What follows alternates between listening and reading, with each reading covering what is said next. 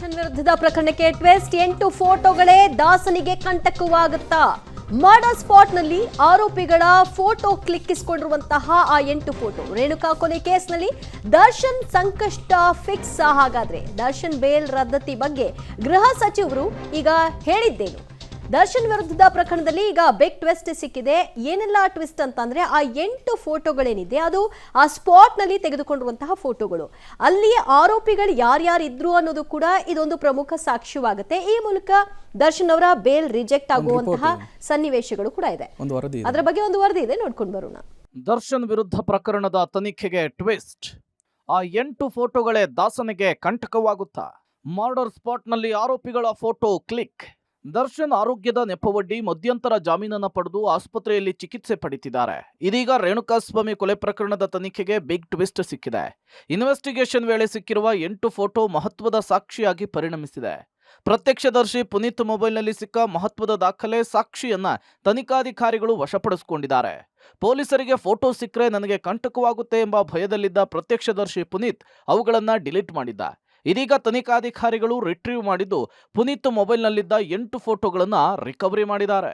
ಇನ್ನು ಕೊಲೆ ನಡೆದ ಶೆಡ್ನಲ್ಲಿ ಆರೋಪಿಗಳ ಜೊತೆಗೆ ನಿಂತಿರುವ ದರ್ಶನ್ ಬ್ಲೂ ಟಿ ಶರ್ಟ್, ಕಪ್ಪು ಬಣ್ಣದ ಜೀನ್ಸ್ ಪ್ಯಾಂಟ್ ಅನ್ನ ಹಾಕೊಂಡು ಪೋಸ್ ಕೊಟ್ಟಿದ್ದಾರೆ. ಆರೋಪಿ ವಿನಯ್ ರ್ಯಾಂಗ್ಲರ್ ಕಾರಿನ ಮುಂದೆ A2 ಆರೋಪಿ ನಟ ದರ್ಶನ್, 3 ಆರೋಪಿಗಳಾದ A6 ಜಗ್ಗ, A7 ಅನುಕುಮಾರ್, A8 ರವಿಶಂಕರ್ ಜೊತೆಗೆ ಫೋಟೋ ಕ್ಲಿಕ್ಕಿಸಿಕೊಂಡಿದ್ದಾರೆ.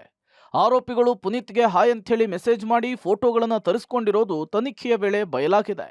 ದರ್ಶನ್ಗೆ ಸಂಕಷ್ಟ ತಪ್ಪಿದ್ದಲ್ಲ, ಬೇಲ್ ರದ್ದತಿಗೆ ಮೇಲ್ಮನವಿ ಸಲ್ಲಿಸುತ್ತೇವೆ, ಗೃಹ ಸಚಿವ ಪರಮೇಶ್ವರ್ ಹೇಳಿಕೆ. ಇನ್ನು ಇದೇ ಪ್ರಕರಣದ ವಿಚಾರವಾಗಿ ಬೆಂಗಳೂರಿನಲ್ಲಿ ರಿಯಾಕ್ಟ್ ಮಾಡಿದ ಗೃಹ ಸಚಿವ ಡಾಕ್ಟರ್ ಜಿ ಪರಮೇಶ್ವರ್, ಮೊಬೈಲ್ ಅನ್ನ ಪೊಲೀಸರು FSLಗೆ ಕಳುಹಿಸಿದ್ರು. ಮೊಬೈಲ್ನಲ್ಲಿ ಕೊಲೆಯಾದ ಜಾಗದಲ್ಲಿ ನಟ ದರ್ಶನ್ ಇರುವ ಫೋಟೋ ರಿಟ್ರೀವ್ ಆಗಿದೆ. ಚಿಕಿತ್ಸೆಗಾಗಿ ಬೇಲ್ ಪಡೆದಿರೋ ದರ್ಶನ್ಗೆ ಇನ್ನೂ ಆಪರೇಷನ್ ಆಗಿಲ್ಲ. ಹೀಗಾಗಿ ಅವರ ಜಾಮೀನು ರದ್ದು ಮಾಡುವಂತೆ ಸುಪ್ರೀಂ ಕೋರ್ಟ್ಗೆ ಮನವಿ ಮಾಡ್ತೇವೆ ಅಂತ ಹೇಳಿದ್ರು. ನಾವು FSL ರಿಪೋರ್ಟು ಬರಬೇಕು ಅಂತೇಳಿ ಹೈದರಾಬಾದಿಗೆ ಕಳಿಸಿದ್ದು. ನಮ್ಮ ಹತ್ರ ಇದು ಮೆಷಿನ್ ಇರಲಿಲ್ಲ ಅಂತೇಳಿ ಹೈದರಾಬಾದ್ ಅದು ಕಳಿಸಿದ್ದಾರೆ. ಈಗ ಅದರಲ್ಲಿ ಅವ್ರದ್ದು ಫೋಟೋ ಎಲ್ಲ ಅಲ್ಲಿ ಆ ಸ್ಥಳದಲ್ಲಿ ಅವರು ಇದ್ದದ್ದು ಫೋಟೋ ಎಲ್ಲ ಸಿಕ್ಕಿದೆ. ಅದೆಲ್ಲ ಈಗ ಪ್ರೊಡ್ಯೂಸ್ ಮಾಡಿ ಬೇಲು ಕ್ಯಾನ್ಸಲ್ ಮಾಡಿಸ್ಬೇಕು, ಮತ್ತು ಮುಂದೆ ಏನು ಕ್ರಮ ತೊಗೋಬೇಕು ಅದು ತೊಗೋಬೇಕು ಅಂತ. ಇಲ್ಲ, ಅದರಲ್ಲೇ ಗೊತ್ತಾಗುತ್ತಲ್ಲ ಅದರ ಅಗತ್ಯ ಇಲ್ಲ ಅಂತ, ಆಪ್ರೇಷನ್ನಿನ ಅಗತ್ಯ ಇಲ್ಲ. ಅವ್ರೇನು ಹೇಳ್ಕೊಂಡ್ರು ನಾಳೆ ನಡೆದ್ರಲ್ಲಿ ಮಾಡಲಿಲ್ಲ ಅಂದರೆ ನನ್ನ ಬೆನ್ಮೂಳೆನೇ ಮುರಿದೋಗುತ್ತೆ ಅನ್ನೋ ಪರಿಸ್ಥಿತಿ, ಆ ರೀತಿ ಹೇಳ್ತಾ ಇದ್ರು. ಇಷ್ಟು ದಿವಸ ಆದರೂ ಇನ್ನೂ ಡಾಕ್ಟ್ರುಗಳು ಅದಕ್ಕೆ ಕೈಯೇ ಹಾಕಿಲ್ಲ. ಒಟ್ಟಾರೆ ಆಸ್ಪತ್ರೆಯಲ್ಲಿ ಬೆಚ್ಚಗಿರೋ ದರ್ಶನ್ಗೆ ತನಿಖೆಯ ಬಿಸಿ ಮಾತ್ರ ಕಮ್ಮಿ ಆಗ್ತಿಲ್ಲ. ತನಿಖಾಧಿಕಾರಿಗಳು ಒಂದಿಲ್ಲೊಂದು ಮಾಹಿತಿಯನ್ನ ಕಲೆ ಹಾಕುತ್ತಲೇ ಇದ್ದಾರೆ.